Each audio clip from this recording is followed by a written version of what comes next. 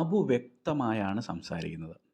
അബുവിൻ്റെ സംസാരത്തിന് നല്ല വ്യക്തത ഉണ്ട് പൊതുവെ എന്നുള്ള അർത്ഥത്തിലാണ്. സംസാരിക്കുക എന്നുള്ളതിൻ്റെ ഇംഗ്ലീഷ് വാക്കെന്താ? നമ്മൾ ടോക്ക് എന്ന് പറഞ്ഞ് കേട്ടിട്ടുണ്ട്, സ്പീക്ക് എന്ന് പറഞ്ഞ് കേട്ടിട്ടുണ്ട്. പിന്നെ പറയുക എന്നുള്ളതിന് നമ്മൾ സേ എന്നും ടെൽ എന്നും പറയുന്നത് കേട്ടിട്ടുണ്ട്. ടോക്ക് എന്ന് പറഞ്ഞാൽ പൊതുവെ കുറച്ച് ആളുകൾ കൂടി നിന്ന് സംസാരിക്കുന്നതും, സ്പീക്ക് ഒരാൾ സംസാരിക്കുന്നതിനെ ബാക്കിയുള്ളവർ ശ്രദ്ധിക്കുന്നതും എന്നാണ് ജനറലി പറയുന്നത്. സ്ട്രിക്ട്ലി അങ്ങനെ ആവണമെന്നില്ല, കോണ്ടെക്സ്റ്റ് അനുസരിച്ച് മാറ്റങ്ങൾ വരാം. ജനറലി ഏകദേശം അങ്ങനെയാണ്. പിന്നെ വ്യക്തമായി എന്നുള്ളതിന് ക്ലിയർലി എന്ന് പറയും. അപ്പോൾ ഇതിൻ്റെ അകത്ത് എന്തൊക്കെയാണുള്ളത്? നൗണുണ്ട്. അബു നൗണാണ്.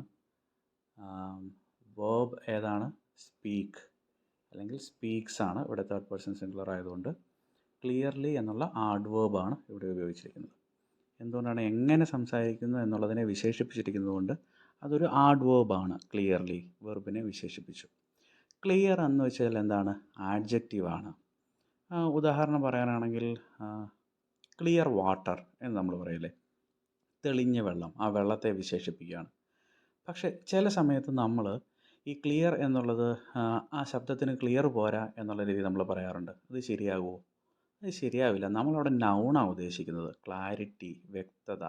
അതിന് ക്ലാരിറ്റി പോരാ എന്ന് വേണം പറയാൻ, ക്ലിയർ പോരാ എന്നല്ല. അത് നമ്മൾ ശ്രദ്ധിച്ചു കഴിഞ്ഞാൽ അങ്ങനെ പല മിസ്റ്റേക്കുകൾ നമ്മൾ വരുത്താറുണ്ട്. ഇനി ടെൻസിലേക്ക് നോക്കാം. സിമ്പിൾ പ്രസൻറ്റ് ടെൻസിലാണ്. ഞാൻ പറഞ്ഞു അത് ജനറലി അബുവിൻ്റെ സംസാരത്തെക്കുറിച്ച് പറയുന്നതാണ്.